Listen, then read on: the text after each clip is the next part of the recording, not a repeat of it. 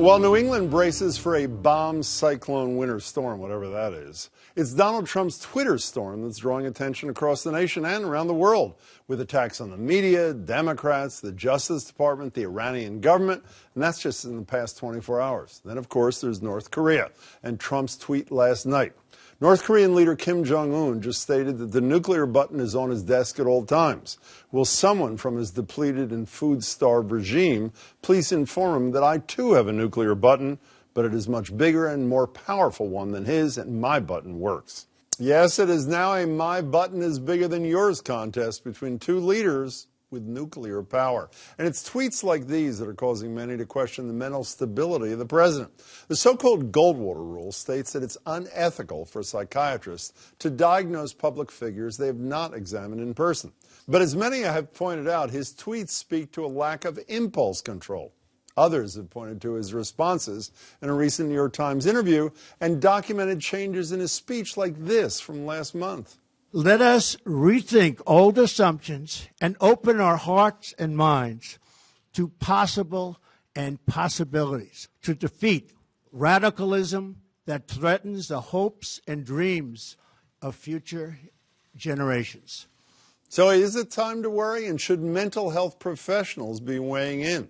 Joining me to discuss are Dr. Nancy Rappaport. She's an associate professor of psychiatry at Harvard Medical School and attending child and adolescent psychiatrist at the Cambridge Health Alliance, and Dr. Leonard Glass, who resigned from the American Psychiatric Association a couple of months ago in protest of that Goldwater rule. He's also an associate professor of psychiatry at Harvard Medical School, senior attending psychiatrist at McLean Hospital, and a contributor to the book, The Dangerous Case of Donald Trump.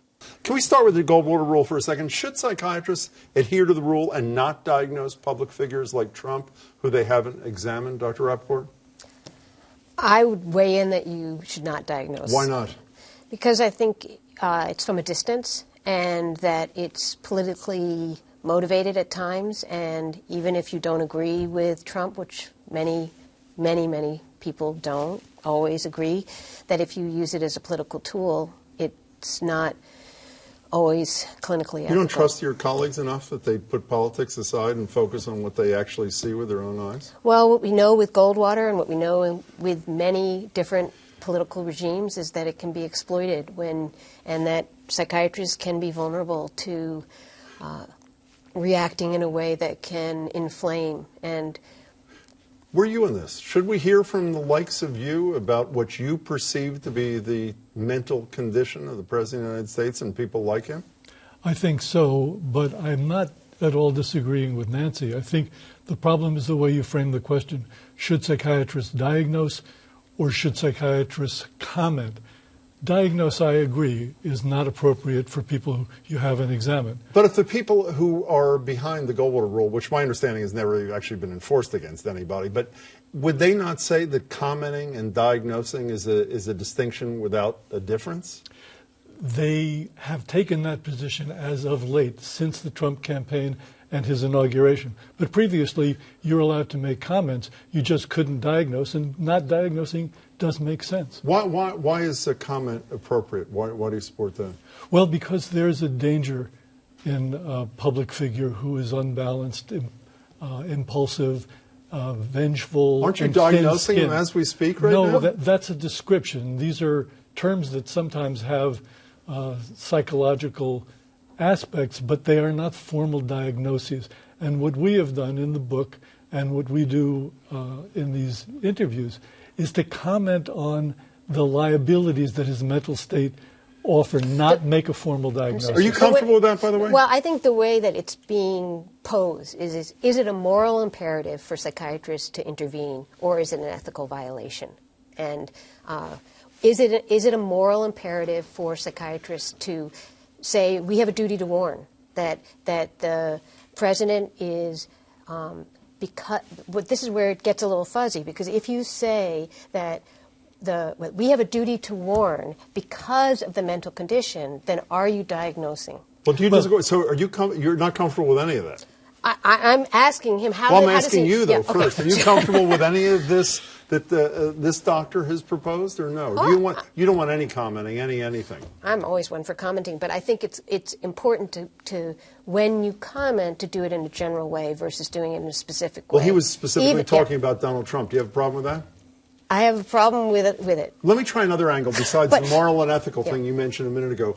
Does the public's right to know about the mental capability of the leader of their country not outweigh a public figure's right to privacy? I mean, there is a balance. There are other ways we could find out about like his what? capability. Well, I know that we could have like we have a physical, we could have a mental. When did he agree to that? He hasn't agreed to it. But I'm and saying the thing we got would... during the campaign was a lunatic letter from his Woodstock doctor saying that he'd be the healthiest president in the history of the United States. Excuse me for interrupting. Jim, may I say, we're talking about dangerousness, and the assessment of dangerousness is different from making a diagnosis. Dangerous to who, by the way? To himself, to people beyond him? What does dangerous mean? Dangerous in his position. Diagnoses stay with people if they have an illness. Dangerousness is entirely situationally dependent. If he was running a real estate empire, as he was, he wouldn't be dangerous to the health of our country or the world. In the face of that dangerousness, to be silenced, to be gagged because you're afraid that you will be mistaken as politically motivated, that I think is an abdication of responsibility. What's your reaction to that? One question I'd ask you is why in the book were there not any Republicans that wrote chapters in it, if it wasn't at all politically motivated? Well, I know of one Republican. One out of 27. No. Okay. What I was going to say, I know the editor elicited the participation of Republicans who declined, so I can't account for... Dr. Rappaport, let me try another tact here. Some people have talked about the 25th Amendment, the Section 4, which has never been used. It says, whenever the VP and a majority of either the principal officers, the executive departments, or such other body as Congress may by law transmit to the President of the Senate and the Speaker a declaration that the President is unable to discharge his powers. Unless people like you, Donald Trump is not about to say, I think based upon his failure to disclose his taxes, that ridiculous medical report from his doctor, unless he says, bring somebody in to do a psychological and physical analysis and then I'll release it to the public. If people like you don't speak out, how does the Vice President and members of Congress, how do they even begin the conversation about whether any president, Donald Trump or the next one, should be subject to the 25th Amendment?